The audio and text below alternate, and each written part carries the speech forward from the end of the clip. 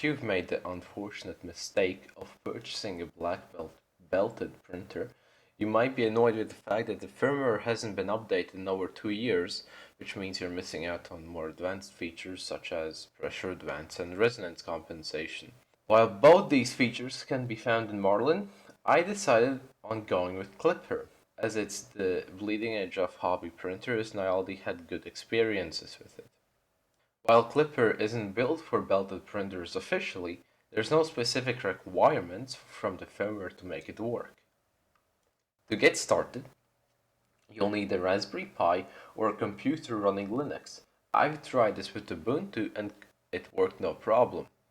You also will need a bunch of cables, like a power supply, a USB cable to connect the printer's Rambo board, and an Ethernet cable if you plan on going wired instead of wireless for your network connectivity.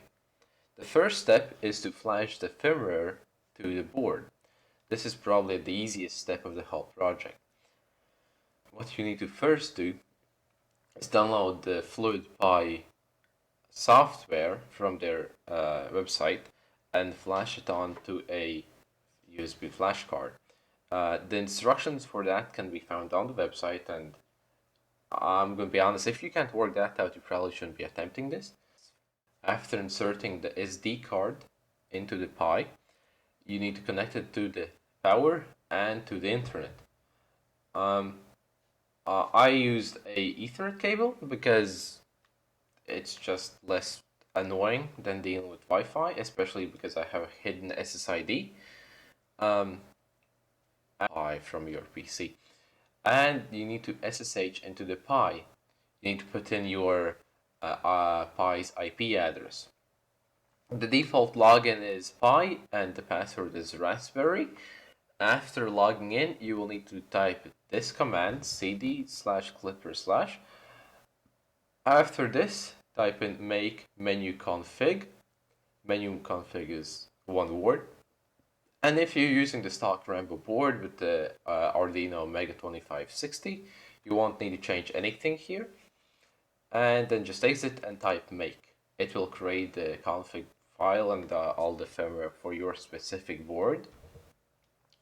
Now you need to find out the USB port the Pi is connecting to the board.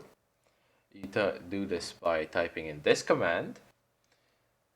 This will give you a port which the board is connected to. You will need to copy this, and then you need to type sudo service Klipper stop. This will make Klipper stop so it doesn't cause any problems. Make flash device, and then you enter your port. It should look something like this. After that, you type in sudo service Klipper start. You should now be able to open a web browser and go to the IP of the Raspberry Pi, and it should look something like this.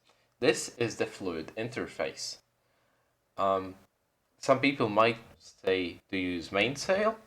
I haven't used mainsail, and because I knew this was going to be an annoying process, I decided to go with what I've had used before.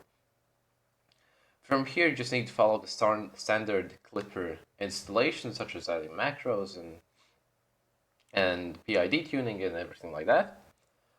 I will put my printer config file in the GitHub below, but I really do suggest you do your own calibration for E-steps, PID, and some other things, as you might have a different revision or something like that. One important thing to calibrate is the E-steps for the belted part and the motion components in general. Otherwise, your prints will come out completely fucked. One hardware mod you will need to do is to make a Y limit switch, as the black belt doesn't come with one.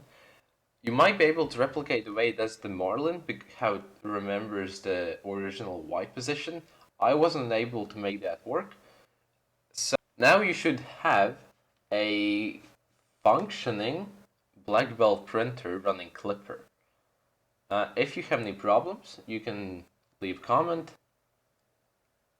even though I doubt anyone will ever watch this.